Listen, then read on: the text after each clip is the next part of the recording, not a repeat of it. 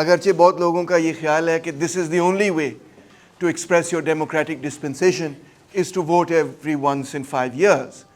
But we are going to talk about democracy at a greater length and try to understand what this concept really means. پہلی بات تو یہ ہے کہ یہ گریک زبان کا لفظ ہے اور یہ انہوں نے اس کی سپیلنگ ہے ڈیموکریٹیا. ڈیموس کا مطلب ہے the people, عوام ہو گئی, یا ہم اپنی اردو کی زبان میں اس کو کہیں گے جمہور, اسی لیے اسی سے لفظ نکلتا ہے جمہوریت. اور کرٹیا کا مطلب ہے رول, یا کریٹوس رادر کا مطلب ہے ٹو رول. سو ڈیموکریسی کا مطلب اس طرح سے بن گیا رول آف دا پیپل. اب یہ بڑا براڈ قسم کا کانسیپٹ ہے اور اس کو کس طرح سے آپ مینیفیسٹ کرتے ہیں, اس کی کیا آپ اس کے کیا لوازمات نکالتے ہیں, کس طرح سے اس کو پورا کرتے ہیں, that has varied from society to society but and from period to period and from country to country. مگر آج کے دور کے اندر آپ دیکھیں گے کہ کوئی بھی سیاستدان ہو, چند لوگوں کے علاوہ واسٹ میجورٹی پبلک کی یہی کہے گی کہ yes of course we believe in democracy. چاہے کوئی سوشلسٹ ہو, کمیونسٹ ہو, وہ بھی کہے گا آئی بلیو ان ڈیموکریسی. چاہے کوئی نیو لبرل کیپٹلسٹ ہو, وہ بھی کہے گا آئی بلیو ان ڈیموکریسی. کوئی رائٹ ونگ کا پولیٹیشین ہو تو وہ بھی کہے گا آئی بلیو ان ڈیموکریسی, وغیرہ وغیرہ. پورے اسپیکٹرم میں ایک طرح سے ڈیموکریسی کا لفظ چھا چکا ہے. چند ہی لوگ ہیں جو اب کہتے ہیں کہ ڈیموکریسی ٹھیک نہیں, جس طرح وہ علامہ اقبال کو کبھی کبھار کوٹ کر دیتے ہیں کہ جمہوریت میں لوگوں کو ناپا تولا جاتا ہے وغیرہ. کیا ہے وہ ایگزیکٹ شعر, مجھے ذہن سے بھول گیا ہے, کسی کو یاد ہے؟ تو تولا نہیں جاتا ناپا جاتا ہے ٹائپ کی بات نا. اور پھر وہ کہ بھائی جدا ہو دین سے, اگر کیا ہے وہ یار, سوری میرا آج تھوڑا سا سر میں کافی درد ہو رہی ہے. جدا ہو سیاست سے اگر دین, یا دین سے سیاست, تو بن جاتی ہے چنگیزی, وغیرہ وغیرہ. تو کچھ لوگ اس کو کوٹ کرتے ہیں جس کو ہم اکثر ریلیجس فنڈامنٹلسٹ کہتے ہیں, اگرچہ Iqbal himself is not a religious fundamentalist. مگر کچھ لوگ, بہت چند لوگ ہیں جو کہتے ہیں کہ جمہوریت کے ہم مخالف ہیں. آج براڈلی اسپیکنگ لوگ اس کو ایکسیپٹ کرتے ہیں. And yet at the same time we live in a period of profound discontent. Even though everybody agrees کہ جمہوریت ہونی چاہیے, ایوری بڈی سیز ہم جمہوریت لے کے آئیں گے, مگر جمہوریت سے بھی کچھ ایک قسم کی بیزاری سی نظر آتی ہے, اگرچہ everybody espouses it and says yes یہ ہونی چاہیے. سو پاکستان کے اندر تو آپ جانتے ہوں گے کہ جو لبرلز ہیں وہ اکثر کہتے ہیں جی سیکولرزم بھی ہونی چاہیے, لبرل ڈیموکریسی بھی ہونی چاہیے, پارلیمنٹری ڈیموکریٹک سسٹم ہونا چاہیے. مگر یہ اتنی بھاری تعداد میں پاکستان میں کم سے کم موجود نہیں ہے.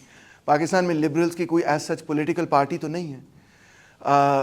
سول سوسائٹی جو ہے وہ لبرلز کا پوائنٹ آف ویو کو ریپرزینٹ کرتی ہے. اور جب یہ بیچارے کچھ انٹرنیٹ وغیرہ پہ لکھتے ہیں تو اکثر ان کو کافی مخالفت کا سامنا کرنا پڑتا ہے. But the word democracy has become just like the word justice today.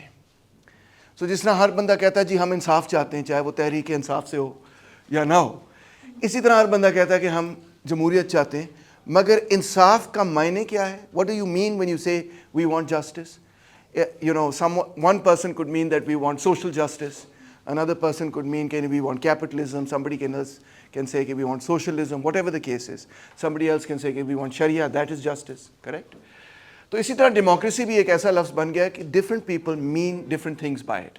اور آپ کو یاد ہوگا وہ میرا پہلا لیکچر جس میں نے آپ کو یہ بتایا تھا کہ جو پولیٹیکل تھیوری میں مختلف کانسیپٹس ہیں لائک جسٹس, لائک ڈیموکریسی, ان کو ڈفرینٹ لوگ ڈفرینٹ طرح سے اس لیے ڈیفائن کرتے ہیں کیونکہ ان کے در حقیقت مختلف مفادات ہوتے ہیں, اور ان مفادات کو یا انٹرسٹ ہوتے ہیں, اور ان انٹرسٹ کو وہ ریفلیکٹ کرتے ہیں پولیٹیکل تھیوری میں.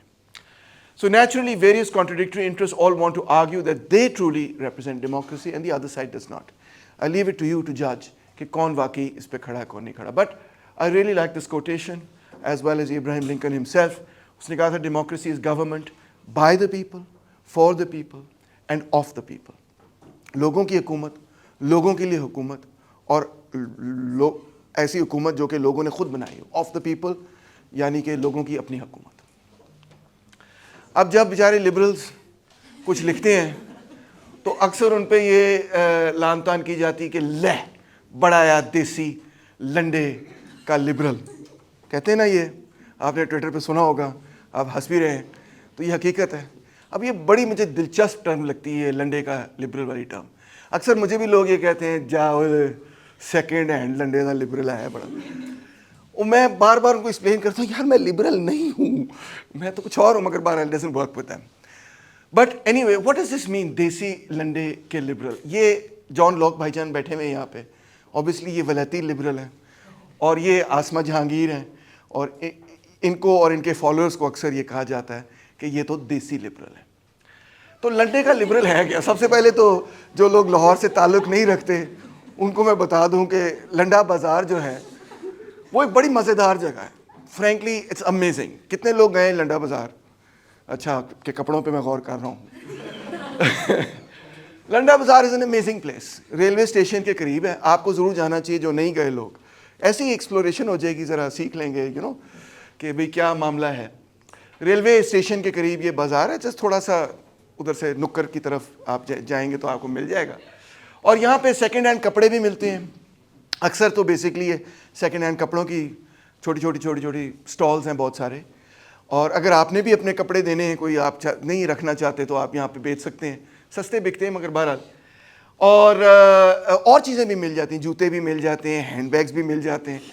اور بائی دا وے میں آپ کو سچی سے بتاتا ہوں کہ میرے وارڈروب میں کئی ایسی چیزیں ہیں جو واقعی لنڈے کے کپڑے ہیں. اس لیے واقعی اگر کوئی لنڈے کا لبرل کیا تو آدھی بات تو درست ہو گئی اس کی. تو اور ڈرائی کلین کرانے کسی کو پتہ ہی نہیں چلتا کہ یہ لنڈے سے ہے. آپ کہیں سامان سے لندن ہے, آکسفورڈ اسٹریٹ ہے, کسی نے کچھ نہیں پتا چلنا. ٹھیک ہے نا. تو بڑا مہنگا لیا ہے, بہت مہنگا لیا ہے آپ کہہ سکتے ہیں. ہینڈ بیگز بھی مل جائیں گے, آپ بڑی ساری چیزیں مل جائیں گی. جب میں نے لنڈے کو بازار کو پہلی دفعہ تب ڈسکور کیا جب مجھے پلیز کرنے کا شوق ہوا.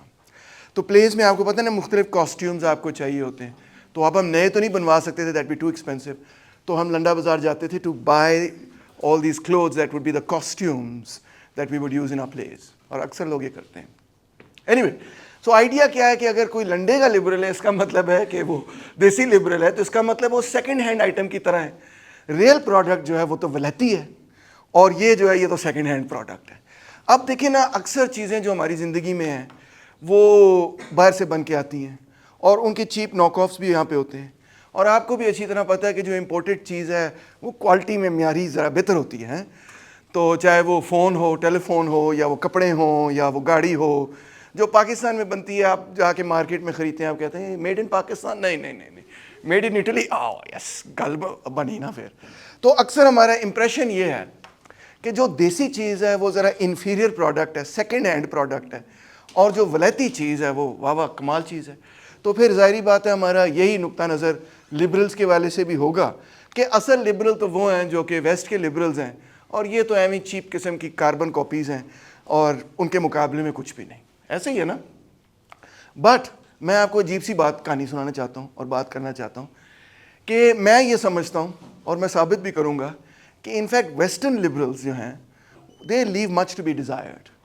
کافی پرابلمیٹک ہیں, and they are really not as great as people think they are. اور جو انفیکٹ لنڈے کے لبرل ہیں یار, وہاں سے کمال کپڑے ملتے ہیں, وہ صحیح آئٹم نمبر ہے, وہ صحیح چیز ہے, وہ بہتر چیز ہے ان ویسٹرن لبرل سے جو ساؤتھ کے اور کلونیل یا پوسٹ کلونیل سوسائٹیز کے اپنے لبرلز ہیں. شاکنگ بات I know, but let me try and show you. پہلی تو اس میں بات یہ ہے, اور شاکر آف شاکرز, جو میں نے ٹرک کویسچن آپ کو کوئز میں بھی پوچھا, کہ ویسٹرن لبرلز جمہوریت کی حمایت نہیں کرتے تھے. Until the late 19th century and early 20th century, most liberals were absolutely opposed to the idea and appalled at the idea that they would be called Democrats. اور انفیکٹ ان کے جو opponents ہوتے تھے وہ ان پہ تانے کے والے سے, جس طرح آج پاکستان کے لبرلز پہ تانے کے والے سے کہا جاتا ہے وہ یو دیسی لبرل, تو ان کو تانا دیا جاتا تھا یہ کہا کہ وہ یو ڈیموکریٹ. وہ کہتے نہیں, میرا ڈیموکریسی سے کوئی تعلق نہیں, قسم خدا کہ میں کسی بھی بائبل پہ ہاتھ رکھ کے کہنے کے لیے تیار ہوں کہ میرا جمہوریت سے کوئی تعلق نہیں. یعنی جمہوریت ایک طرح کی ایسا الزام تھا جس سے لوگ اوائڈ کرنا چاہتے تھے. They accepted democracy only on the assumption that extending the franchise would not undermine the rights of private property. یہ بہت سینٹرل تھیم ہے in what we call classical liberalism, کہ وہ جمہوریت کی مخالفت اس لیے کرتے تھے کیونکہ وہ یہ کہتے تھے کہ جس ملک میں, جس سماج میں جمہوریت آ گئی, وہاں پہ پرائیویٹ پراپرٹی ختم ہو جائے گی, وہاں پہ امیروں سے ملکیت چھین لی جائے گی اور غریبوں میں تقسیم کر دی جائے گی. سو جمہوریت was like a bogeyman at that time. So دیکھیں وہ کتنا پریشان ہے. کنگ چارلز پہلے پرنس ہوتا تھا, اب کنگ ہو گیا ہے. اس کی شکل دیکھیں, جتنے لینڈ اونرز تھے, مرچنٹس تھے, لائرز تھے, کلرجی مین تھے, جتنے مین آف انفلوئنس تھے, کچھ ویمن آف انفلوئنس بھی اس میں شامل تھیں, وہ کہتے تھے جمہوریت بڑی بری چیز ہے. It was like a term of abuse. Oh, you Democrat. It was like a term of abuse till the First World War, and then things began to change. That's very late in the day. یہ آپ کے دادا نانا کی کہانی ہے جب یہ لبرلز کا پوائنٹ آف ویو اس پہ تبدیل ہوا. اب دیسی لبرلز پہ بھی بات کرتے ہیں. یہ کون ہے؟ یہ ہیں دو بندے who are the fathers of دیسی لنڈے کے لبرلز. ٹھیک ہے, اس میں ایک گوپال کرشنا گوکھلے اور دادا بھائی. They are the founders of what I call دیسی liberalism. یہ کون لوگ تھے؟ یہ جو ناوروجی تھے, یہ تو he was also a member of the Second International, جو کہ اس زمانے کے اندر مارکسسٹوں کی اور سوشلسٹوں کی تنظیم تھی. He was based in London and he was one of the first Indians to be elected as a Minister of Parliament to the UK Parliament as an Indian living in Britain.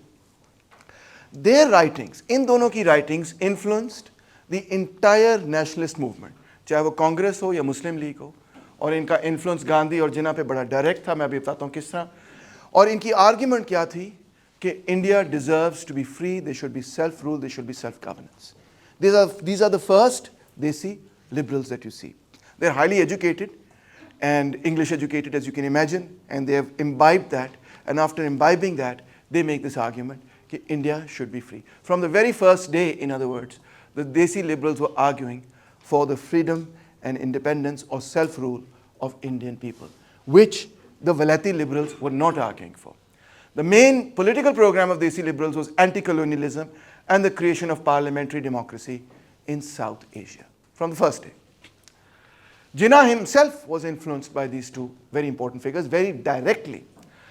جب جناح صاحب London میں تھے اور وہ anti colonial, ان کی thinking, ان کی political thinking anti colonial ہوئی, کیونکہ جب وہ لندن میں تھے تو انہوں نے اس چیز کا احساس کیا کہ یہ جو حقوق جو یہاں پہ برٹش سٹیزنس کو ملتے ہیں, یہی حقوق ہمارے لوگوں کو کیوں نہیں ملتے اور ملنے چاہیے.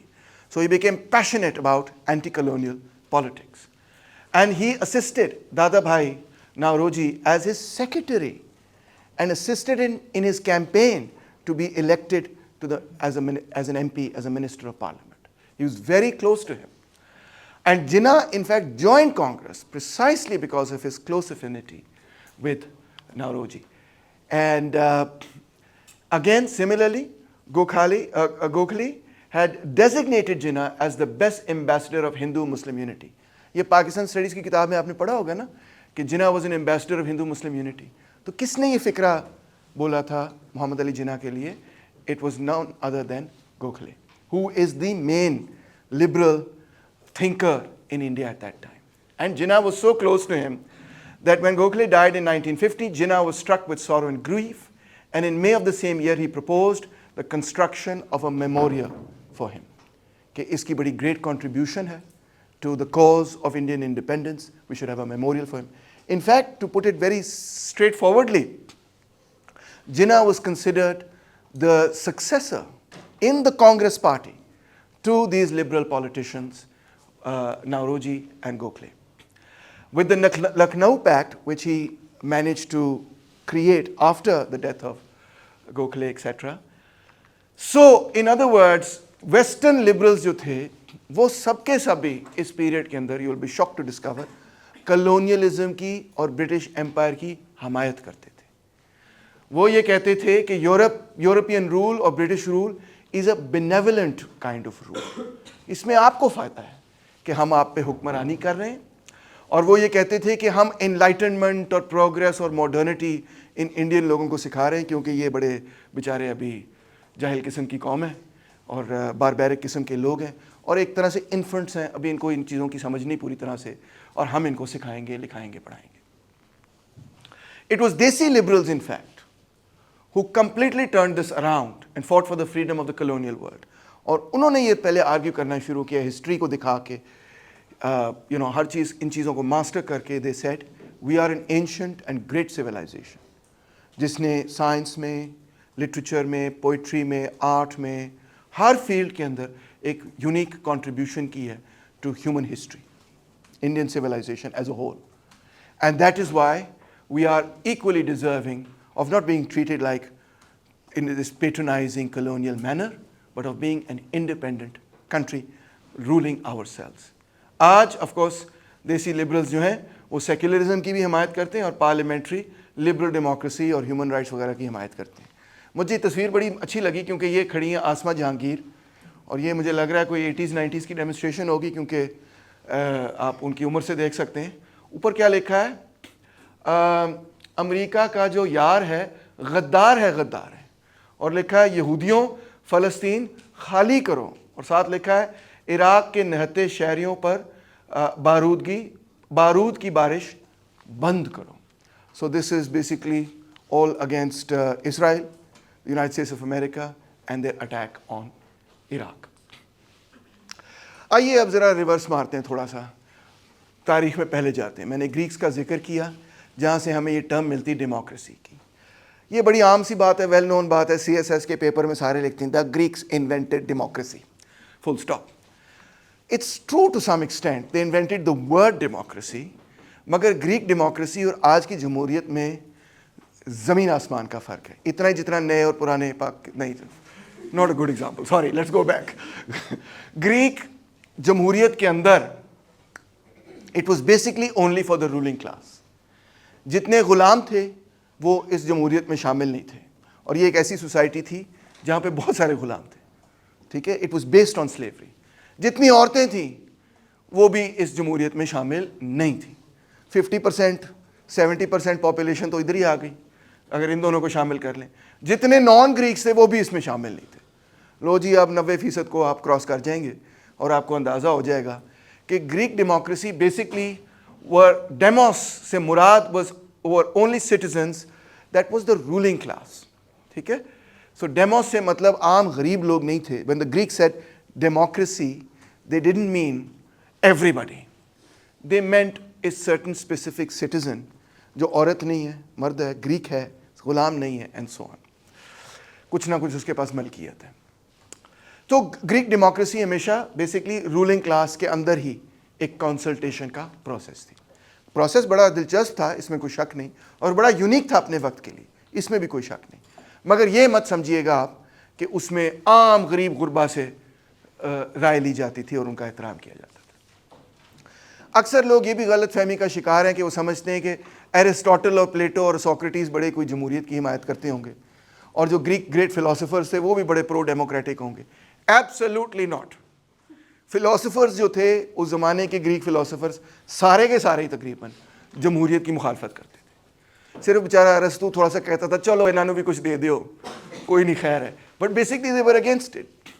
Socrates was against it. In fact Socrates کو تو سزائے موت سنائی ہی ڈیموس نے تھی, اور جو ان کا پروسیس تھا ٹرائل کا, اس کے اندر جوری میں 500 لوگ بیٹھے ہوتے تھے, یعنی ساری سٹیزنس کے ریپرزینٹیٹیوز بیٹھے ہوتے تھے. ایک طرح ان کی پارلیمنٹ بیٹھتی تھی اور وہ فیصلہ کرتی تھی.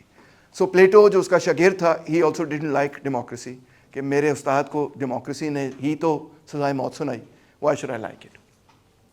So they were all opposed to this Greek democracy, which anyway was a very elite-centric democracy. They were even more elitist than the elite democracy of Greece. Plato complained that in a democracy, fathers and sons change places.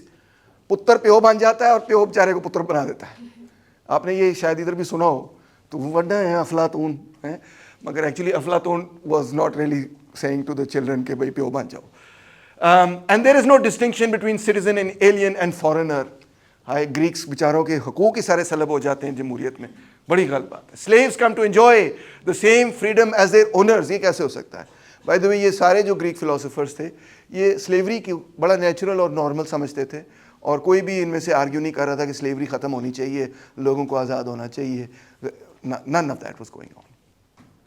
Slaves come to enjoy the same freedom as their owners, not to mention the complete equality and liberty in the relations between the sexes generally. Oh my God! جمہوریت آ گئی تو slavery بھی ختم ہو جائے گی, جمہوریت آ گئی تو پیٹریارکی بھی ختم ہو جائے گی, جمہوریت آ گئی تو پراپرٹی بھی ختم ہو جائے گی. کمیونزم ہی ہے جمہوریت, اور پتہ نہیں کیا ہے. Even the domestic animals are infected with anarchy. جو میرے گھر کے پیٹس ہیں وہ بھی میری بات نہیں مانیں گے, جو میرا گھر کا کتا ہے وہ بھی میری بات نہیں مانے گا. اگر جمہوریت آ گئی تو کوئی کسی نے کسی کی بات نہیں مانی, جانوروں نے بھی آپ کی بات نہیں ماننی. اس قدر وہ جمہوریت کی مخالفت کرتے تھے. فنی بات ہے نا, کہ دل چاہتا ہے پلیٹوس بھائی کو کہیں, پلیٹو بھائی ذرا حوصلہ, اتنا بھی برا حال نہیں ہے, کیا ہو گیا آپ کو. اینی تو پھر جمہوریت کیسے ڈیولپ ہوئی؟ گریک کے پیریڈ سے ہم ایک جمپ مارتے ہیں over thousands of years of history literally. اس کی وجہ یہ ہے کہ وہ جو ہزاروں سال ہیں اس میں یہ جو جمہوریت کا کانسیپٹ ہے یہ ایک طرح سے سپریس ہو جاتا ہے, اور زیادہ تر جو ریاستیں دنیا کی ہیں وہ بادشاہتیں ہیں, اور موروثی بادشاہتیں ملوکیت پر بنیاد رکھتی ہیں, یعنی کہ ہیریڈیٹری مونارکیز ہیں. مگر یہ ساری چیز تبدیل ہونی شروع ہوتی جا کے 17 سینچری میں, اور 3 بڑے انقلاب ہوتے ہیں جس کے نتیجے میں ایک نیا کانسیپٹ ڈیولپ ہونا شروع ہوتا ہے کہ بادشاہ کے بغیر بھی زندگی گزاری جا سکتی. پہلا ہے دی انگلش ریولوشن آف 1648. اس میں کیا ہوا کہ بادشاہ نے ہی ایک پارلیمنٹ بنائی ہوئی تھی. پارلیمنٹ بنانے کا مقصد یہ تھا, ایک ہاؤس آف کامنز بنایا ہوا تھا انہوں نے. ہاؤس آف لارڈز میں تو وہ لوگ تھے جو لارڈز تھے. لارڈ وہ لوگ ہوتے تھے جو کہ زمین, بہت بڑے بڑے فیوڈل لارڈز تھے, ان کے اسٹیٹس ہوتے تھے, they were like kings in their own areas and regions. تو ایک ہاؤس آف لارڈز تھا. تو بادشاہ نے یہ سوچا کہ یہ جو مرچنٹ کلاس ہے نا, جو ٹریڈرز ہیں, یہ بڑے امیر ہوتے جا رہے ہیں, تو کیوں نہ ان کا بھی ایک ہاؤس بنایا جائے, اور ان سے بھی میں ٹیکس وصول کروں, جس کی مدد سے پھر میں فرانس میں جنگیں کر سکوں گا اور دنیا اور جگہوں میں جنگیں کر سکوں گا. سو ٹیکسز کے پوائنٹ آف ویو سے انہوں نے ایک ہاؤس بنایا, کنگ نے خود بنایا, called the house of Commons. Common سے مراد یہ کامن لوگ, کیونکہ یہ ایرسٹوکریسی نہیں ہے, یہ عام لوگ ہیں. جو مرچنٹ کلاس تھی, جو بعد میں جا کے کیپٹلسٹ کلاس بنی, اس کو اسی لیے مڈل کلاس کہا جاتا تھا. اس پیریڈ کے اندر وہ کامن لوگوں میں شامل تھی, وہ غریب لوگوں میں شامل تھی, وہ عام لوگوں میں شامل تھی, وہ ایرسٹوکریسی میں شامل نہیں تھی, اور وہ اتنی امیر بھی نہیں تھی. اب آہستہ آہستہ امیر ہوتی چلی جا رہی تھی. تو بادشاہ نے ان کو ہاؤس آف کامنز میں اکٹھا کیا, ادھر سے وہ ٹیکس وصول کرتے تھے. اب آہستہ آہستہ آہستہ وہ مینی ایئرس وہ جو ہاؤس آف کامنز تھا اس میں جو لوگ تھے وہ امیر ہوتے چلے گئے, اور آہستہ آہستہ وہ ٹیکس بھی پے کر رہے تھے, آہستہ آہستہ ان کی ڈیمانڈس بھی بڑھتی چلی گئی.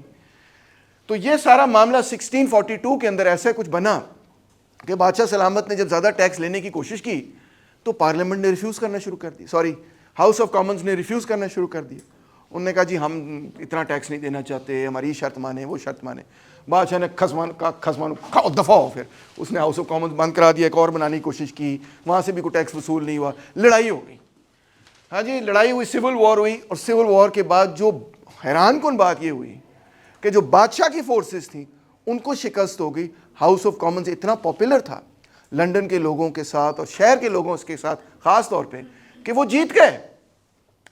And it resulted in the execution of the king Charles I in January 1649. انقلاب ہو گیا جی 1648 کے اندر, اور بادشاہ کو انہوں نے ایگزیکیوٹ کر دیا. سوچیں. اور پھر it led to the establishment of the Commonwealth of England, جس میں ہاؤس آف کامنز نے کہا ہم چلائیں گے, اسی لیے کامن ویلتھ کا لفظ بھی استعمال کیا. بائی 1660 بہرحال اس کے بیٹے چارلز II نے فیصلہ کیا ایسے کی تیسی تہاڈی, وہ واپس آیا کانٹیننٹل یورپ سے, and restored the Stuart monarchy in the kingdoms of England, Scotland and Ireland. یہ الٹ اسٹوارٹ ریسٹوریشن ہو گئی, بادشاہ واپس آ گیا, انقلاب فیل ہو گیا. پھر انقلابیوں نے تیسری دفعہ کوشش کی, اور 1688 میں گلوریس ریولوشن ہوا. اس میں اتنی لڑائی جھگڑا نہیں ہوا تھا جتنے پہلے والے میں ہوا, اور اب ایک اگریمنٹ ہو گیا between the house of Commons, the parliament and the king. اور نے کہا ٹھیک ہے, بادشاہ بھی رہے گا اور ہاؤس آف کامنز بھی رہے گا, اور ہم ایک کانسٹیٹیوشنل مونارکی بنا لیں گے. اور کانسٹیٹیوشن ڈٹرمن کرے گا کہ بادشاہ کی کیا پاورز ہوں گی اور پارلیمنٹ کی کیا پاورز ہوں گی. مگر ایک طرح سے, اور وہ ابھی تک چل رہا ہے. ابھی تک آپ دیکھیں, میں نے پہلے آپ کو چارلز کی تصویر دکھائی تھی, کتنے گیا چارلز ہے, وہ کنگ ہے, انگلینڈ کا ایک کنگ ہے ایکچولی, مگر ایکچوئل گورننس جو ہے وہ انگلش پارلیمنٹ کے پاس ہے. تو یہ جو اگریمنٹ تھا یہ 1688 میں ہوا, اور اس طرح ایک پارلیمنٹری کانسیپٹ ڈیولپ ہوا آف گورنمنٹ. یہ اولیور کرومویل ہے جس نے کہ جو ہاؤس آف کامنز اور پارلیمنٹری فورسز تھیں ان کو لیڈ کیا, اور چارلز I کو ڈیفیٹ کیا, رائلسٹ فورسز کو ڈیفیٹ کیا اور پھر ایگزیکیوٹ بھی کیا. اور جب اس کا پتر چارلز سیکنڈ واپس آیا, اس نے کہا اچھا جس نے میرے پیو کو ایگزیکیوٹ کیا تھا اس کی ہڈیاں قبر سے نکالو, اور انہیں ہڈیاں سوری یار آئی نو آپ وہ پہلے ہی ونس کرنا شروع کر گیا کہ سر نے آپ کو عجیب و غریب کہانی سنانی ہے.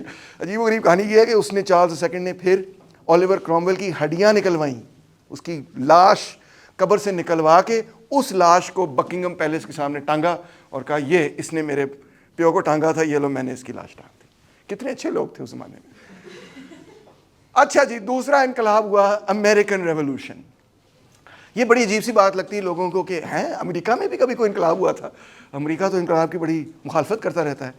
بائی دی وے اس پہ میرے لیکچرز لاسٹ سیمسٹر کے سارے موجود ہیں, اگر آپ اور تفصیلات چاہیں تو وہ دیکھ سکتے ہیں. ٹھیک ہے. So the American revolution begin in the 1760s. اس سے پہلے یہ معاملہ تھا کہ امریکہ کے اندر, امریکہ کی برٹن کی کالونیز بھی تھیں امریکہ کے اندر, فرانس کی کالونیز بھی تھیں, اینڈ سو آن اسپین کی بھی تھیں. بٹ جو برٹش کالونیز تھیں امریکہ کے اندر, they begin to revolt in the 1760s. مسئلہ کیا تھا؟ مسئلہ ٹیکسز. سیدھی سی بات ہے, وہ کہتے تھے کہ ٹیکس جو ہے فیصلہ کرتی ہے انگلش پارلیمنٹ, وہاں لندن میں بیٹھ کے ادا ہمیں کرنا پڑتا ہے, سانو پوچھتے ہی کوئی نہیں, ادھر سے ٹیکس لگا دیتے ہیں, ہمیں ٹیکس دینے پڑتے ہیں, اسٹیمپ ایکٹ اور یہ ایکٹ اور وہ ایکٹ. سو آہستہ آہستہ ان کا ریج بڑھتا گیا اور انہوں نے نعرہ لگایا نو ٹیکسیشن وداؤٹ ریپریزنٹیشن. نمائندگی تو ہماری ہے نہیں, ہم ٹیکس کیوں ادا کریں؟ بڑا خطرناک نعرہ ہے, آپ نے بس اس کو جیب میں رکھنا ہے. ٹھیک ہے. نو ٹیکسیشن وداؤٹ ریپریزنٹیشن. جولائی 4 1776 جو ان کا ڈے آف انڈیپینڈنس مانا جاتا ہے, انہوں نے ڈیکلیریشن آف انڈیپینڈنس اڈاپٹ کیا جو تھامس جیفرسن نے مینلی آتھر کیا, جس میں لبرلزم, ریپبلکنزم کے آئیڈیاز انکیپسولیٹ ہوتے ہیں. دے ریجیکٹڈ مونارکی, ایرسٹوکریسی, اور فیمسلی انہوں نے لکھا all men are created equal. اس میں all men are created equal, women are not equal to men, ایک بات. اور دوسری بات, all men are created equal, اس میں مین میں بلیک افریقن امریکنز نہیں شامل جو سلیوز تھے. یہ بڑی عجیب و غریب بات تھی. مگر بہرحال United States became the first federal democratic republic in world history founded on the consent of the governed. ٹھیک ہے. اس کے ساتھ ہی امریکہ کے ساتھ ہی فرینچ ریولوشن ہو گیا. اب مزیدار کہانی یہ ہے کہ اس وقت تک فرینچ بادشاہ جو ہے, جو برٹن کے بڑے خلاف تھا, وہ امریکن ریولوشنری اس کو پیسے بھیجی جا رہا تھا کہ لڑو برٹش کے خلاف, کیونکہ برٹش کے enemy of my enemy is my friend. So actually the French king was funding, although the French king himself is pro-monarchy, anti-liberal etc. مگر he is funding the liberals کہ ان کے خلاف لڑو, کیونکہ فرینچ بادشاہ کی لڑائی ہے برٹش بادشاہ کے ساتھ یا برٹش اسٹیٹ کے ساتھ. اس نے اتنی فنڈنگ کی کہ خود ہی اپنے آپ کو دیوالیہ کر لیا اور فرانس میں بھی انقلاب ہو گیا. So that was one of the reasons of the French Revolution, not the only reason though. So the French Revolution began with the Estates General, the General States you can say. Britain نے بھی ایک parliament بنائی تھی, ایک house of Commons بنایا تھا. اسی طرح فرینچ کنگ نے بھی جنرل اسٹیٹس کا سسٹم بنایا تھا. The first estate was the clergy, church کے لوگ جو بشپس اور پاورفل لوگ تھے. سیکنڈ اسٹیٹ واز دی ایرسٹوکریسی, جو لینڈ لارڈس تھے, فیوڈل لارڈس تھے, اینڈ سو آن, بڑے بڑے نوبل لارڈس تھے. اور third state was the common people, جس میں مرچنٹس وغیرہ یہ لوگ شامل تھے. وہ جو تھرڈ اسٹیٹ والے لوگ تھے انہوں نے کہا کہ جی اتنا ٹیکس ہم کیسے ادا کر سکتے ہیں. انہوں نے بغاوت کرنی شروع کر دی اور اس طرح سے انہی کے نتیجے میں فرینچ ریولوشن پیدا ہوا. Now the French Revolution destroyed the power of the French monarchy. بادشاہ کو انہوں نے گیلوٹین کر دیا. ٹھیک ہے, جس کو میں اکثر کہتا ہوں that's the French haircut. ٹھیک ہے نا, آپ سر رکھتے ہیں اور آپ جو ہے نا بال کاٹنے کی بجائے ساری کاٹ دیتے ہیں. ٹھیک ہے نا. اس کا طریقہ یہ ہوتا ہے کہ ایک بڑا سا بلیڈ ہوتا ہے, آپ نے دیکھا کبھی گیلوٹین؟ بڑی مزیدار چیز ہے, کبھی بنانے کی کوشش کرنا. مذاق کر رہا ہوں. ایک بڑا سا بلیڈ ہوتا ہے, اس کو آپ اوپر یوں کر کے کھینچتے ہیں. ٹھیک ہے, اوپر وہ چلا جاتا ہے, نیچے بندہ آپ لٹاتے ہیں, گردن اس کی آپ سینٹر میں رکھتے ہیں, پھنسا دیتے ہیں اس کو وہاں پہ, اور پھر جو دھاگا آپ نے پکڑا ہوتا ہے نا اس کو چھوڑ دیتے ہیں, اور وہ بلیڈ نیچے آتا ہے, کڑک کر کے جو ہے نا سر کو کاٹ دیتا ہے. ٹھیک ہے. اور ان کے نقطہ نظر میں یہ ایک بڑا جس کو کہنا چاہیے نا سویلائزڈ اور ریفائنڈ طریقہ تھا ایگزیکیوشن کا, کیونکہ پرانے زمانے کی ایگزیکیوشن ایسے نہیں ہوتی تھیں. پرانے زمانے کی ایگزیکیوشن ایسے ہوتی تھیں کہ آپ ایک بندے کو لٹاتے تھے ایک بلاک کے اوپر, پھر ایک بٹاجا پہلوان آندا سی, اور اس کے بعد بڑی سی تلوار یا ایکس ہوتا تھا, اور دھڑل کر کے مارتا تھا. اگر غلط لگ جاتا تھا, یہاں لگ جائے تو بندہ زندہ ہوتا تھا. پھر دوبارہ مارنا پڑتا تھا, پھر غلط لگ گیا تو 3-4 دفعہ بھی کبھی کبھار مارنا پڑتا. تو فرینچ نے یہ کہا نہیں نہیں یار یہ تو بڑا ظالم طریقہ ہے یار, ہمیں ریفائنڈ اور سویلائز طریقہ چاہیے. تو دیکھو نا ہم ایسی مشین بنائیں گے جس کا بلیڈ بالکل ایگزیکٹلی وہاں جا کے لگے گا جہاں اس کو لگنا ہے, اور ایسے کام ہو جائے گا. So many of the ideas of the French Revolution are considered fundamental principles of liberal democracy today, while its values and institutions remain central to modern French political discourse, in fact, to European political discourse as a whole. French Revolution کا بہت بڑا influence ہے. تو اس کا مطلب ہے کہ جو آج کے ہمارے تصورات ہیں حکومت کے, کہ حکومت کیسی ہونی چاہیے, وہ 3 بڑے انقلابوں کے نتیجے میں ڈیولپ ہوئے. وہ خود بھی انقلاب تھے, ریولوشنز تھے. لکھ لو, English revolution 1648, American revolution 1776 and the French revolution 1789. ٹھیک ہو گیا. اب جو انگلش لبرلز تھے وہ کیا کہتے تھے؟ جان لاک کی ایگزامپل دی جاتی ہے, کیونکہ لاک واز دی آرکیٹیکٹ یو کوڈ سے of the glorious revolution of 1688, جس میں پارلیمنٹری سوورینٹی کو ایکسیپٹ کیا گیا. اور اس کی کتاب جو ہے سیکنڈ ٹریٹیز, اس میں وہ آرگیو کرتا ہے کہ جی government of the consent, government by consent ہونی چاہیے, لوگوں کی بات چیت ہونی چاہیے. مگر غور کیجئے کہ وہ جو گورنمنٹ آف دا کنسینٹ ہے اس میں کنسینٹ کن لوگوں نے دینا ہے؟ Only men, merchants and landlord should be allowed to vote. غریب لوگ اس میں شامل نہیں تھے, عورتیں اس میں شامل نہیں تھیں. یہ ہم جان لاک کی بات کریں جو father of classical British liberalism ہے, جس کو بڑا گلوریفائی بھی کیا جاتا ہے, اور شاید کرنا بھی چاہیے کیونکہ بڑے پرانے زمانے کی باتیں ہیں. مگر بہرحال لاک بھائی صاحب جو ہیں وہ جو نیٹو امریکنس کو ڈسپلیس کرنے کے بھی حق میں ہیں, سلیوری کے بھی خاص خلاف نہیں ہیں, اور بیویوں کو ووٹ دینے کے حق میں بالکل بھی نہیں ہیں, اور غریبوں کو ووٹ دینے کے حق میں بھی نہیں ہیں. یہ بات کلیئر ہونی چاہیے آپ کو. When he says کہ بھائی on the one hand he is saying all men are equal and so on and so forth, but on the other hand when you actually look at the specific things that they say about who constitutes the people whose consent is to be sought in order for the government to be created, it does not include all these other people. King Charles accused the parliament of democracy. یہ democrats کیا کرنے کی کوشش کر رہے, but Oliver Cromwell was also oppose to democracy. وہ کہتا تھا کہ نہیں ہم تو بالکل ڈیموکریٹس نہیں ہیں. English liberals were generally supportive of British empire and also of colonialism. اسی طرح جیمز مل اور اس کا پتر جان اسٹوارٹ مل, they both work for the British East India company. اب جان اسٹوارٹ مل تو بہت امپورٹنٹ فگر ہے 19 سینچری کا, کیونکہ پوری argument freedom of speech association assembly جو ہے وہ جان اسٹوارٹ مل سے لی جاتی ہے, اور ہمارے دیسی لبرلز بھی اس کو بڑا کوٹ کرتے ہیں. مگر وہ بیسکلی پرو برٹش ایسٹ انڈیا کمپنی تھا. یہ جان مورلے ہے, liberal statesman and secretary of state for India ہے. سو یہ منٹو مورلے ریفارمس کا آپ نے سنا تھا نا, وہ ایک بندہ نہیں تھا, وہ 2 مختلف لوگ تھے. بہرحال سو this is the guy. Bentham کا بھی یہی معاملہ تھا. Bentham would have preferred to restrict the vote to those who own their own houses. Propertyless کو ووٹ کا حق نہیں ہونا چاہیے. James Mill asserts that all men should have the vote to protect their interests, and then argues that logically these interests should be secured if all women, all men under 40 and the poorest third of the male population over 40 were excluded from the vote. So again very restricted franchise. اگر آپ 40 سال کی عمر سے کم ہے تو جان Stuart مل کہتا ہے کہ you are not smart enough yet to vote. اور اگر آپ بہت غریب ہیں تب بھی آپ کو ووٹ کا حق نہیں ہونا چاہیے. سو یہ ہیں آپ کے English classical liberals.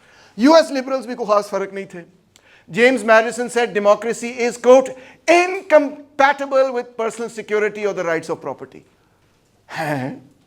Founding father of United States of America liberal تھا, ڈیموکریٹ نہیں تھا. جان جے declared that the people who own the country should govern it. ہوئے ہوئے ہوئے ہوئے میاں منشا کو نہیں سنا دینا, وہ کہے گا بالکل ٹھیک کہہ رہا ہے. Thomas Jefferson was of the view that voters should be male farmers who owned property. And Jefferson was the most radical of the founding fathers of the United States. مگر پھر بھی وہ کہتا تھا کسان بھی ووٹ کریں, مگر کون سا کسان؟ بے زمین کسان نہیں, جس کے پاس پراپرٹی ہے.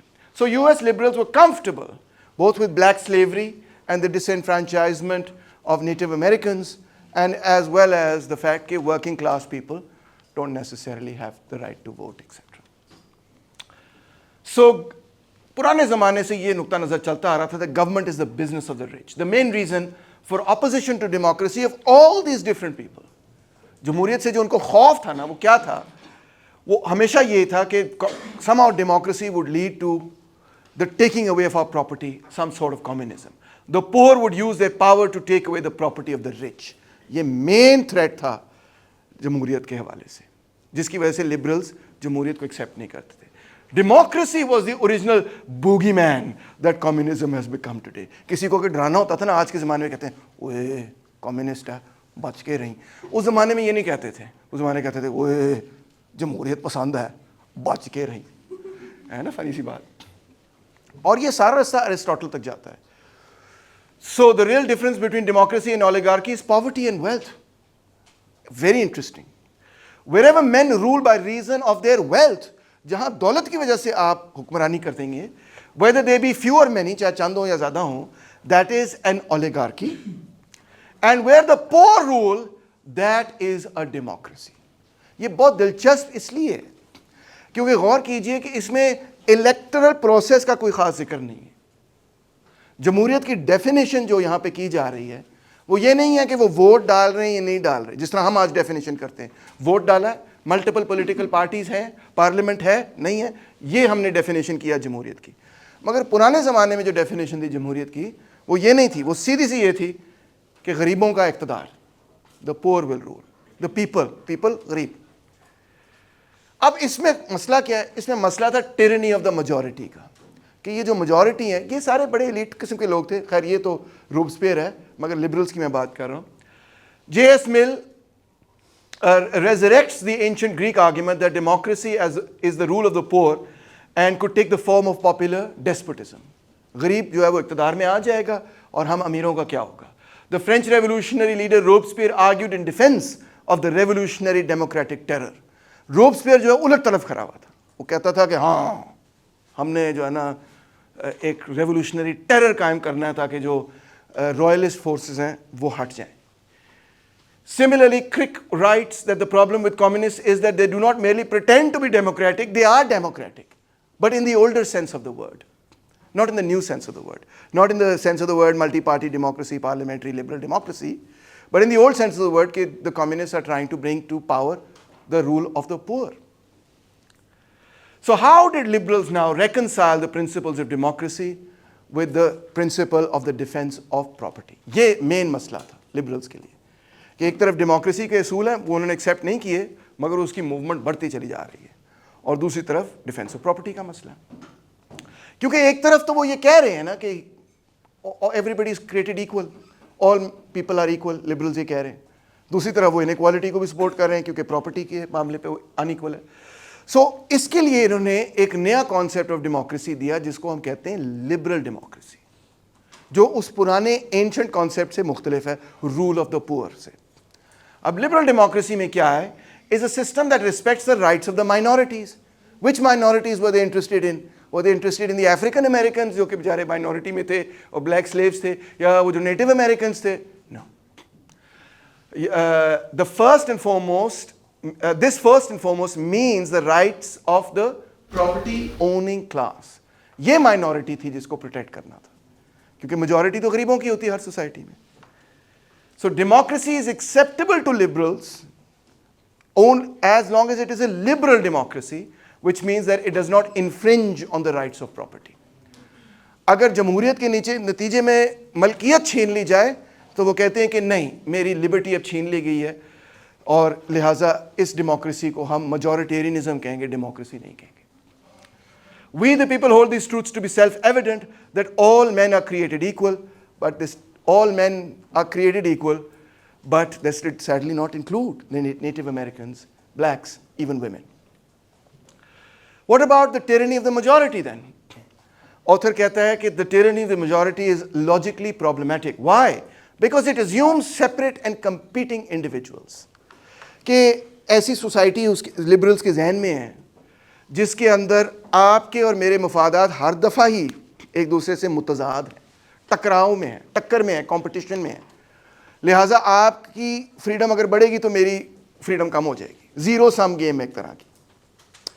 جبکہ یہ کانسیپٹ جو ہے obviously کی ناٹ بی 100% کریکٹ, کیونکہ بہت ساری چیزیں ہیں اس دنیا کے اندر جو اکمپلش ہی نہیں ہو سکتی جب تک کہ ہم اکٹھے نہ کام کریں.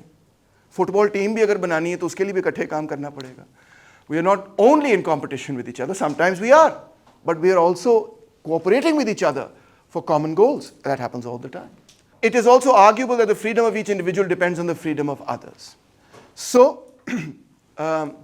یہ بھی پوزیشن درست ہے کہ آپ کی فریڈم سے میری فریڈم میں کمی نہیں آتی بلکہ اضافہ ہوتا ہے.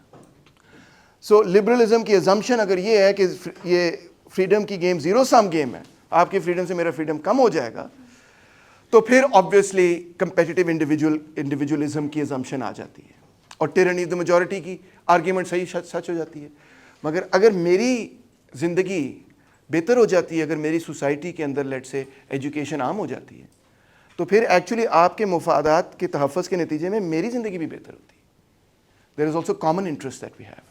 Environment is a very big example.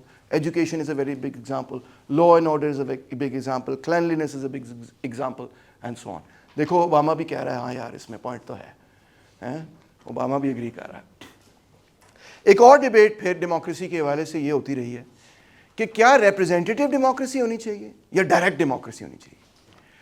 Rousseau تو کہتا تھا کہ representation is an odious modern idea, it involves a form of slavery, a negation of will, one's capacity to exert influence. خود اپنی نمائندگی کرو, critical thinking, you can think for yourself, کوئی اور تمہاری نمائندگی کیوں کرے.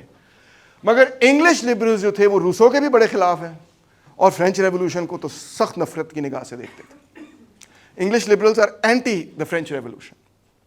سب سے امپورٹنٹ اس میں سے ایڈمنڈ برک ہے شاید. He argued that those who have neither the time nor resources to make laws directly need to authorize others to do so on their behalf. غریب کیسے قانون بنائے گا, وہ کہتا تھا ہم بنائیں گے قانون, جو پڑھا لکھا طبقہ ہے. یہ آرگیومنٹ آپ کو آج بھی ملتی ہے. پاکستان میں جمہوریت نہیں ہو سکتی کیونکہ لوگ پڑھے لکھے نہیں ہیں. لوگ پڑھے لکھے اس وقت تک نہیں ہو سکتے جب تک کہ پاکستان میں جمہوریت نہیں ہوگی. So it's a chicken and egg argument. مگر یہ آرگیومنٹ بیسکلی ایڈمنڈ برک کی آرگیومنٹ ہے. ویسے اس کا اور بھی بڑا لمبا پریسیڈنٹ ہے, مگر ہمارے پیریڈ کے اندر برک نے اس کو بہت پاپولرائز کیا. اور برک جو ہے وہ سخت مخالف تھا فرینچ ریولوشن کا اور روسو کا. تو پھر جمہوریت کیسے آئی یورپ کے اندر؟ یہ آئی سب سے پہلے لیبر موومنٹ کے نتیجے میں. لبرلز نے نہیں پیدا کی, یہ نیچے سے جو ورکنگ کلاس تھی اس نے اپنے رائٹس ڈیمانڈ کرنے شروع کیے. مڈ 19th سینچری میں یہ تصویر میں آپ کو دکھا رہا ہوں, یہ تصویر ہے of the first working class party جو کہ انگلینڈ کے اندر قائم ہوئی. یہ فیکٹری ورکرز کی پارٹی تھی. یہ فیکٹری ورکرز کھڑے ہوئے ہیں اور اس زمانے میں لاؤڈ سپیکر بھی نہیں ہوتا تھا. آپ امیجن کریں کتنا زور سے بولنا پڑتا ہوگا. اینی وے, تو انہوں نے چارٹر بنایا اور اس چارٹر میں انہوں نے یہ کہا کہ مزدوروں کو بھی جن کے پاس کوئی پراپرٹی نہیں ہے ووٹ کا حق ہونا چاہیے.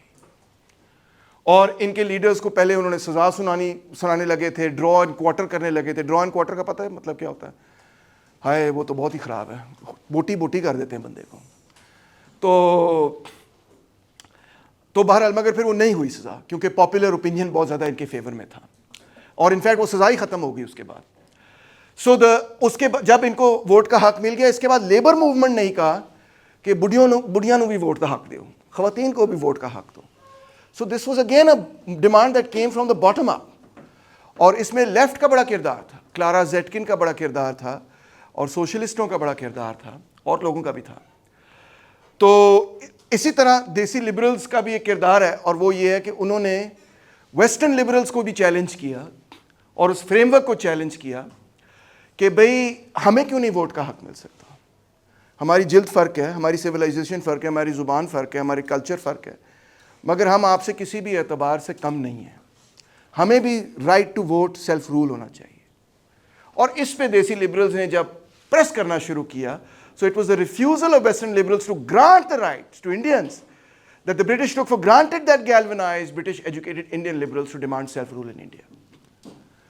جب جناح جیسے لوگ اور گوکھلے جیسے لوگ اور لوگ جو کہ انہوں نے سب چیزیں جو برٹش چیزیں تھیں ان کو بھی ماسٹر کر لیا, they were as British as the British could be. Jinnah could quote Shakespeare backwards. He loved Shakespeare. انہوں نے کہا بھائی کیا مسئلہ ہے, میں بھی تمہارے جیسا ہوں. وہ آپ نے سنا ہوگا واقعہ بڑا فیمس کہ گاندھی وہ ٹرین پہ چڑھ گیا اور ٹرین پہ وہ وہاں جا کے بیٹھ گیا جہاں گورے بیٹھتے ہیں, اور پھر اس کو وہاں سے نکال دیا. اسے کہا کہ نہیں تم وہاں جا کے بیٹھو جہاں کلرڈ لوگ بیٹھتے ہیں. وہ ٹرم ہوتی تھی اس زمانے کی کلرڈ لوگوں کی کہ وہ پیچھے والے 3rd کلاس میں جا کے بیٹھو. ادھر سے ہی گاندھی نے کہا ہے یہ تو بڑی جاتی, میں تو انگلینڈ میں پڑھا ہوں, میرے ساتھ ایسی کسی جاتی ہو رہی. So it was precisely the racist attitude colonialist and attitude of empire, which Iqbal, Jinnah, Gandhi, so many others faced when they interacted with British society, that galvanized them to say, this is unfair, this is absolutely wrong. And the anti-colonial movement forced European liberals to widen the political franchise to include the colonial South. تو یہ دیسی liberals نے ایک طرح سے ولیتی liberals کے خلاف لڑائی کی کہ جو اصول آپ کہتے ہیں وہ امپلیمنٹ ہم پہ کیوں نہیں کرتے, سب پہ کیوں نہیں کرتے. ویسے تو آپ یونیورسل کرتے پھرتے ہیں, ہم اس یونیورسل میں کیوں نہیں شامل. جس طرح آج شاید آپ لوگوں کے ذہن میں یہ بات آتی ہو کہ جو ہیومن رائٹس آپ ہر دماغ کوکتے پھرتے ہیں کہ چین میں نہیں ہے اور فلانی جگہ میں نہیں ہے اور فلانی جگہ میں نہیں ہے, جب وہ اسرائیل فلسطین میں اتنی بروٹلی وائلیٹ ہوتی ہے تو آپ کیوں نہیں بولتے اس پہ. It's the same thing. تو although the anti-colonial movement won that political battle اور دنیا کے اندر سے colonial system ختم ہو گیا, مگر آپ غور کریں کہ ایک قسم کا نیو کلونیل سسٹم بھی قائم ہو گیا جس کے اندر state sovereignty third world countries کی انتہائی محدود ہے. اس کی مثال سب سے پہلے تو آپ کا اپنا ملک ہی ہے کہ to get out of a balance of payment crisis Pakistan has to take international loans, کیونکہ ہمارے امپورٹس ہمارے ایکسپورٹ سے بہت زیادہ ہوتے ہیں. بائی 10-12 بلین ڈالرز ہم زیادہ چیزیں امپورٹ کرتے ہیں, ایکسپورٹ کم کرتے ہیں. These loans obviously come with conditions. Right? Economic policy is now more or less determined by the IMF. IMF آپ کو پہلے یہ کہتا ہے کہ بجٹ میں آپ نے یہ کرنا ہے, یہ سبسڈیز کاٹنی ہے, گیس کی پرائسز کو بڑھائیں, بجلی کی پرائسز کو بڑھائیں, ٹیکسز کو اس طرح سے چلائیں, ٹیکسز کو بڑھائیں, اینڈ سو آن فورتھ, نجکاری کریں, پرائیویٹائزیشن کریں, یہ کریں وہ کریں. یہ ساری پالیسیز جو ہیں اس وقت ہی نیگوشیٹ ہوتی ہیں جب IMF آپ کو قرضہ دیتا ہے. اور IMF کا یہ کہنا ہے کہ ہم آپ کو قرضہ اسی شرط میں دیں گے کہ آپ وہ پالیسیز نافذ کریں جس کے نتیجے میں ہمیں یہ گارنٹی ہو کہ آپ کے اندر مانیٹری سٹیبلٹی پیدا ہوئی ہے, آپ وہ قرضہ بھی واپس ادا کر سکتے ہیں اور آپ کی اکانومی سٹیبلائز ہو کے آگے بھی جائے گی. اور اگر مسئلہ یہ نہیں ہے کہ صرف IMF نے ہی وہ پورا 10-12 بلین ڈالر کا بوجھ اٹھانا ہوتا ہے. انفیکٹ IMF تو ہو سکتا ہے 1 بلین دے رہا ہو سکتا ہے 2 دے رہا ہو سکتا ہے 3 بلین دے رہا ہو, which is not a big amount of money. مگر جب تک IMF گرین لائٹ نہیں دیتا کہ یہ کنٹری جو ہے is complying with sound monetary policy and sound budget policies etcetera, economic policies, اس وقت تک کمرشل بینکس بھی جو باہر کی کمرشل بینکس ہیں اور دوسرے ادارے Asian development bank and so on, وہ بھی کسی حکومت کو قرضہ دینے کے لیے تیار نہیں ہوتے. تو لہٰذا جب IMF کہتا ہے یس, پھر اور قرضے آتے ہیں. 3 بلین آپ نے IMF سے لینے تو 7 بلین آپ نے اور لوگوں سے بھی لینے, وہ باقی بھی نہیں آتے جب تک IMF نہ اگری کرے. ٹھیک ہے, so it's like the gatekeeper. اور یہ بھی آپ کو بتا دوں کہ IMF is not like the United Nations. Okay, IMF میں اتنے ہی ووٹ ہوتے ہیں جتنی کنٹریز ہیں وہ IMF میں پیسہ ڈالتی ہیں. جس کنٹری نے جتنے پیسے ڈالے اتنے ہی اس کے ووٹ ہوتے ہیں IMF میں, اور وہاں پہ وہ ووٹ ایکسرسائز کرتا ہے اس کنٹری کا فائنینس منسٹر. ٹھیک ہے, یا اکنامک منسٹر جو ہوتا ہے. سو اور وہ جو فائنینس منسٹری اور اکنامک منسٹری ہوتی ہے ان ملکوں کے اندر, ایڈوانس کیپٹلسٹ کنٹریز کے اندر, ان کا بڑا قریبی تعلق ہوتا ہے اپنے ملک کے کیپٹلسٹ, بگ کیپٹلزم کے ساتھ, بگ کیپٹل کے ساتھ, بگ انڈسٹری کے ساتھ, بگ فائنانس کے ساتھ. So in a certain sense, for example امریکہ جو ہے اس کے 17.5% ووٹس ہیں آؤٹ آف 100 ووٹس, 17.5% ووٹس جو ہیں وہ امریکہ کے. 1 ووٹ نہیں ہے ان کا. ٹھیک ہے, کیونکہ انہوں نے اتنے پیسے دیے. سو لہٰذا IMF is not a democratic institution in that sense at all. So Pakistan has gone to the IMF 23 times in our entire career from 47 to 2024. Khan صاحب نے بھی بڑی کوشش کی کہ میں نہیں جاؤں گا. اسد عمر 8 مہینے جو نا کہتا رہا نہیں میں نے نہیں جانا, میں نے نہیں جانا, میں نے نہیں جانا. 9ویں مہینے میں جا کے اس نے IMF کی شرائط قبول کر لی. And in fact later of course Asad Umar was removed as finance minister and the government accepted the IMF conditionalities. Can we truly say that we are independent, we are an independent democratic country if economic policy is determined from institutions that represent international capitalism? کیونکہ کسی ملک کی سب سے اہم policy ہے ہی اس کی economic policy.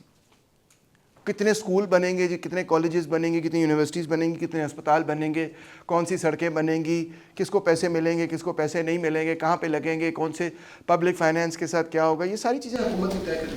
مگر یہ آپ لوگ طے نہیں کر رہے. ایک طرح سے مجھے افسوس یہ ہوتا ہے کہ پاکستان کے جو اکانومسٹ ہیں ایک طرح سے نوکریاں تو ان کے پاس ہیں مگر وہ یوز لیس ہو گئے ہیں ایک طرح, کیونکہ پالیسیز جو ہیں وہ تو باہر کے اکانومسٹ نے بنا دی ہیں آلریڈی. اب ان کا کام صرف یہ ہوتا ہے کہ وہ کنونس کریں کہ ہاں یار یہ پالیسیز جو باہر کے اکانومسٹ نے آلریڈی بنا دی ہیں ان کو ہم امپلیمنٹ کر دیں تو that is the best for Pakistan. ان کا رزلٹ آپ کے سامنے, مجھے آپ سے کوئی چھپی ہوئی بات نہیں ہے کہ اس وقت پاکستان کے اندر 43% انفلیشن چل رہی ہے بیکاز آف دیز پالیسیز, اور گروتھ نہیں ہے. ایکچولی پر کیپٹا ٹرمز کے اندر ہم نیگیٹو گروتھ میں ہیں, اور انڈسٹریلائزیشن کے بجائے ہم ڈی انڈسٹریلائزیشن میں. So we are experiencing stagflation at the moment. ان کا کہنا یہ ہے کہ ہاں یہ تھوڑی سی کڑوی گولی کھانی پڑے گی مگر پھر سب ٹھیک ہو جائیں گے حالات. پتہ نہیں کب ہوں گے, 23 دفعہ تو ہم کر چکے ہیں, یہ کڑوی گولی کھا چکے ہیں, ابھی تک تو ٹھیک نہیں ہوئے. But more importantly the question is of democracy, کہ ہم کہتے تو یہ ہیں بظاہر کہ ہم ڈیموکریٹک ہیں, آپ نے بھی ووٹ ڈالا, پھر آپ کہہ رہی فائدہ کیا ہے. وہ تو آپ صرف اس وجہ سے کہہ رہی کہ آپ کی جس پارٹی کو آپ نے ووٹ ڈالا وہ اقتدار میں نہیں آئے گی. مگر میرے لیے اس سے اگلا سوال ہے آپ کے لیے, وہ یہ کہ آپ کی پارٹی اقتدار میں آ بھی جائے تو آپ کی پارٹی پاکستان کی معاشی پالیسی نہیں بنا سکے گی. پھر دوسری طرف یہ دیکھیں کہ پاکستان کی حکومت اتنی بیڈلی ان ڈیٹ ہے. ایک تو انٹرنیشنل ڈیٹ ہے, دوسری ڈومیسٹک ڈیٹ ہے. یہ ڈومیسٹک ڈیٹ چل رہی ہے, آپ پہ اس وقت قرضہ ہے 2,65,000 روپے کا قرضہ ہے آپ سب لوگوں پہ. یہ ان لوگوں پہ بھی قرضہ ہے جو 2 لاکھ یا 20,000 روپے بھی نہیں کماتے. ہر پاکستانی اگر یہ قرضہ ادا کرے تو پھر ہر پاکستانی کو 2,65,000 روپے ادا کرنے ہوں گے to take off this debt. یہ لوکل ڈیٹ ہے, اور یہ جو لوکل ڈیٹ ہے this is mostly to Pakistani local banks. That's the really interesting. Why is this the case? اس کی وجہ یہ ہے کہ پاکستان کی حکومت ہر سال جو پیسے ٹیکسز میں اکٹھی کرتی ہے اور جو پیسے اور طرح سے اکٹھی کرتی ہے, ٹیکسز کے علاوہ بھی گورنمنٹ کی اپنی ریونیوز کے طریقے ہوتے ہیں, I'm not talking about bribery here, اور بھی طریقے ہوتے ہیں, مطلب ان کی انڈسٹریز وغیرہ یہ وہ اور چیزیں چلتی ہیں, وہاں سے بھی پیسے آ جاتے ہیں. تو جتنے پیسے اکٹھے ہوتے ہیں اس سے بہت زیادہ پیسے وہ خرچ کر دیتے ہیں, اور ہر سال وہ یہ کرتے ہیں. یہ کیسے ممکن ہے؟ اگر آپ کی آمدنی 1 لاکھ روپے ہو اور آپ 2 لاکھ روپے ہر دفعہ ہر مہینے خرچ کر دیں, it can only happen if you are going into debt. Debt کے بھی 2 طریقے ہو سکتے ہیں. ایک طریقہ یہ ہے کہ آپ پبلک میں بانڈز بیچیں اینڈ سو آن, وہ آپ کی اپنی پبلک سے ڈیٹ ہے, that still not so problematic.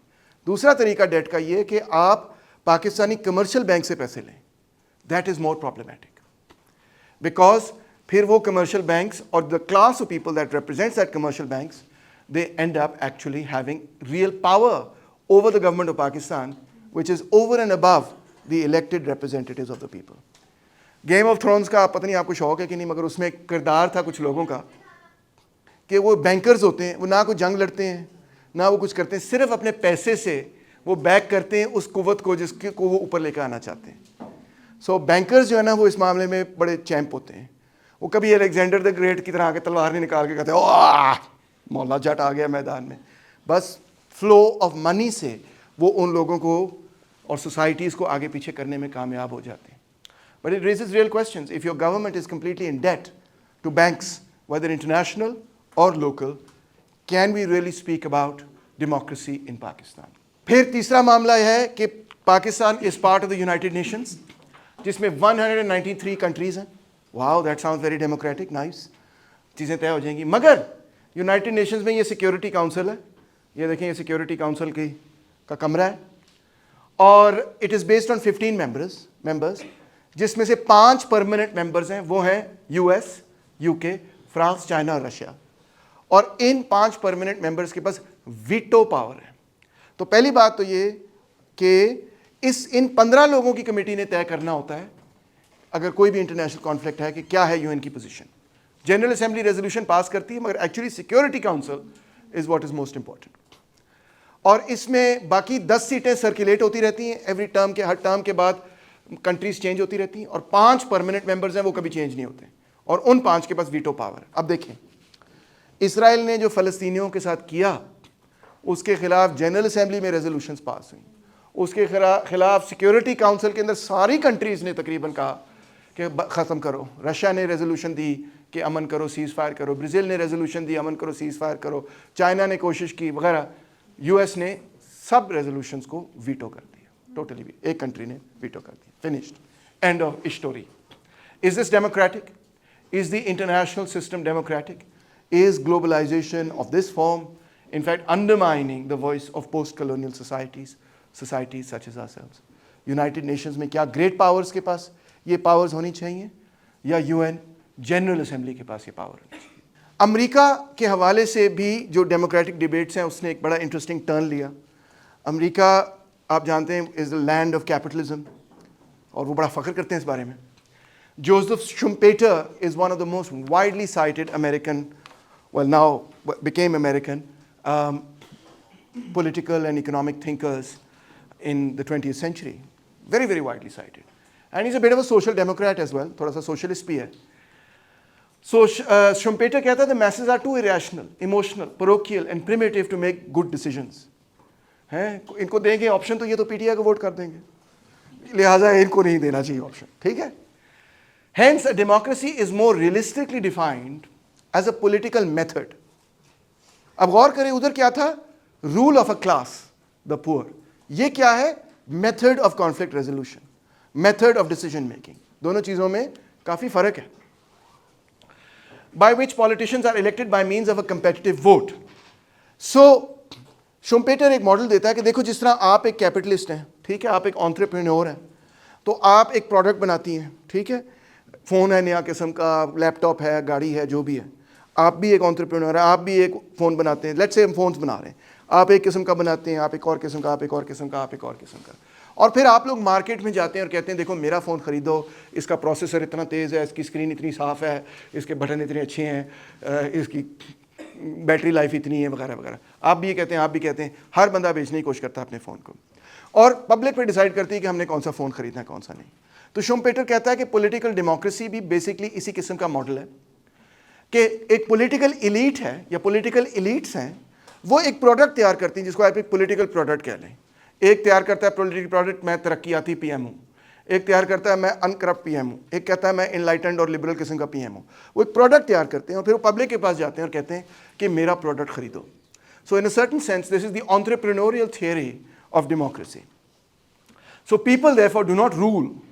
What happens is their role is to elect those who rule. Democracy is a system therefore of elected and competing elites.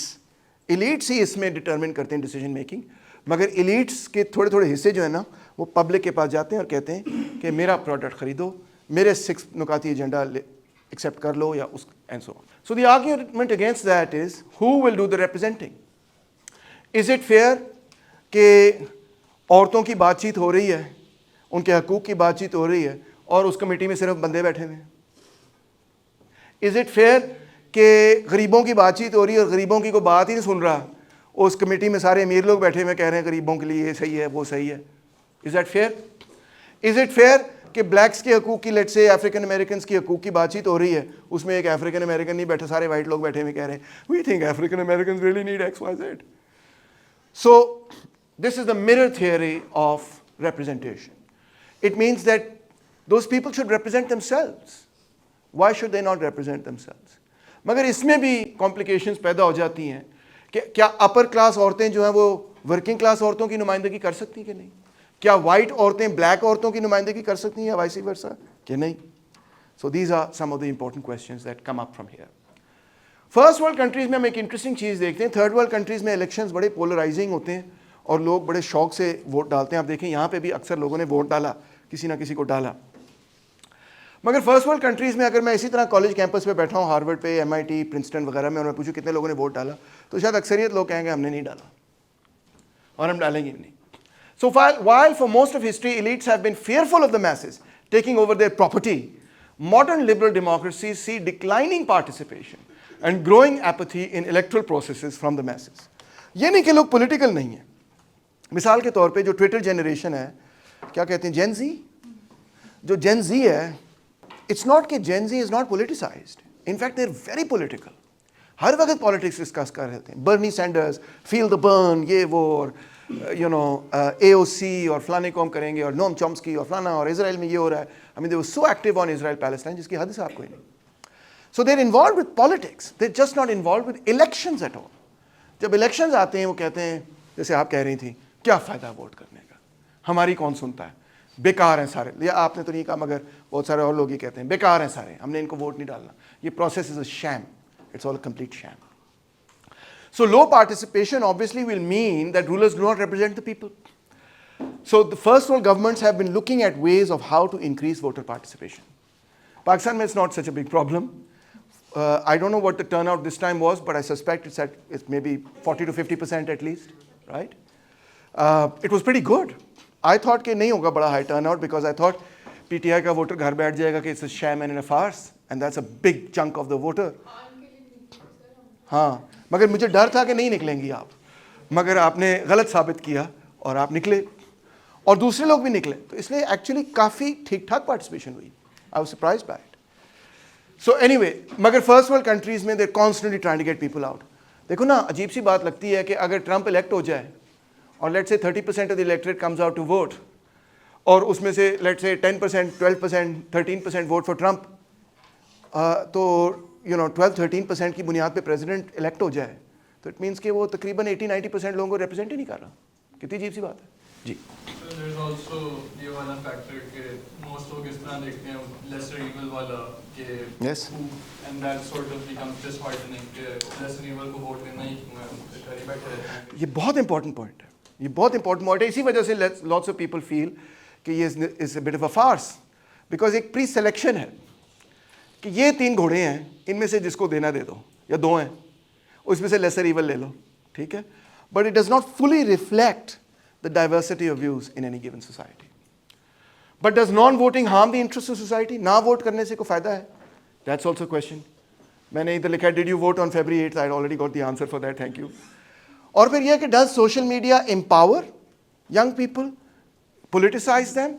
या does it do the opposite? It misguides them, fake news इतनी है, echo chambers इतने हैं, toxic इतना है social media के it just kind of, misguides you.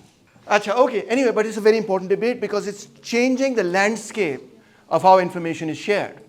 And what is the result on democracy then? And also, information is no longer confined to your own nationality or nation or even language. You're communicating with the people of the world. Last but not least is the question of state and democracy. There's a contradiction, if you don't notice, in the idea of a democratic state.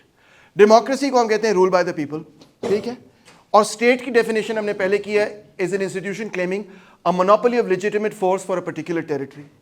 If force is incompatible with self rule, then it follows that the state can not be रेकंसाइल्ड with democracy. एक तरफ आप जब आप democratic state की बात करते हैं, तो डेमोक्रेसी का तो मतलब ये होना चाहिए कि आप अपना फैसला खुद कर सकें, राइट? मगर जब रियासत है, तो रियासत ने आपको अपना फैसला खुद नहीं करने देनी. आपने एक प्रोसेस में आना है जहां पे एक बड़ा फैसला होगा और उसको आपको कबूल करना होगा. Are they in fact contradictory to each other? Minorities cannot repress minorities unless their rule express itself in the form of the state. ये बड़ी इंटरेस्टिंग आर्ग्यूमेंट उसने दी है.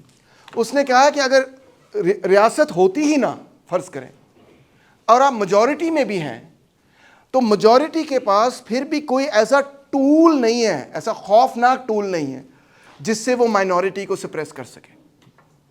कोई monopoly on the use of force नहीं है. अगर रियासत नहीं है तो monopoly on the use of force नहीं. मेजॉरिटी के पास monopoly on the use of force नहीं है. मगर जैसे ही रियासत कायम हो जाती है तो मेजॉरिटी के पास monopoly on the use of force आ जाती है. इन अदर वर्ड्स कि जैसे ही आपकी मेजॉरिटी हो जाती है, आपके पास सिर्फ आपकी मेजॉरिटी की कुव्वत नहीं होती, आपके पास पूरी सोसाइटी की कंबाइंड कुव्वत आ जाती है और एक मोनोपोलाइज पावर आ जाती है. सो in that sense the state may be antithetical to the very idea of democracy. Hence the problem is not perhaps majority rule, but with the state. Could it be that the state itself is contradictory to the idea of democracy? So state and freedom, many writers think, are two contradictory ideas. Democracy and democratic state, या the free state, ये कुछ नहीं हो सकता. For example, Engels says, so long as the state exists, there is no freedom. When there is freedom, there is no state. ये दोनों चीज़ें एक दूसरे से कॉन्ट्रडिक्ट करती हैं. Okay, finally to conclude, 4 takeaways हैं आज की बातचीत से. The concept of liberal democracy is not uncontested in political science. So liberal democracy is the most common kind of definition of democracy. मगर ये आप बात याद रखनी है आपने कि that's not the only definition, बल्कि इसी पे तो कॉन्टेस्टेशन है कि जो लिबरल्स ने जिस तरह से डेमोक्रेसी की डेफिनेशन की है, क्या वो वाकई जमहूरियत है या नहीं.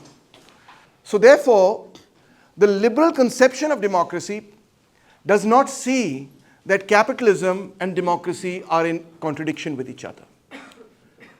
Whereas one could argue that given that capitalism creates vast inequality, that will automatically create political inequalities which militate against or contradict democratic principles. Second, does democracy lead to the tyranny of the majority? इस पे तनकीद, इस पे liberals का ये point of view है, yes, it can. और दूसरा point of view है, this argument may be based on a peculiar and problematic conception of competitive individuals. Okay, we are always in a zero-sum game with each other. That's not necessarily the case always. There are many things in life that we can only accomplish in collaboration with each other, by working together.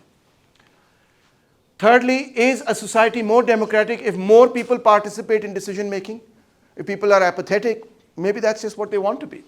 Should this take the form of representational democracy or direct democracy? So what is the way in which people can have their opinions expressed, have a seat at the table and be part of the decision making process? So many people argue कि जो form of representative democracy है, उसमें आप लोगों ने 5 साल बाद 4 साल बाद वोट डालना है और उसके बाद आपने भूल जाना है कि क्या है क्या नहीं. उसके बाद आपसे कोई कंसल्टेशन नहीं है, कोई फॉर्मल प्रोसेस नहीं है जिसके ज़रिए आप भी उस डिसीजन मेकिंग प्रोसेस में शामिल हो सकें. Those things also need to be developed, many people argue. Last, is the democratic state or capitalist democracy a contradiction in terms?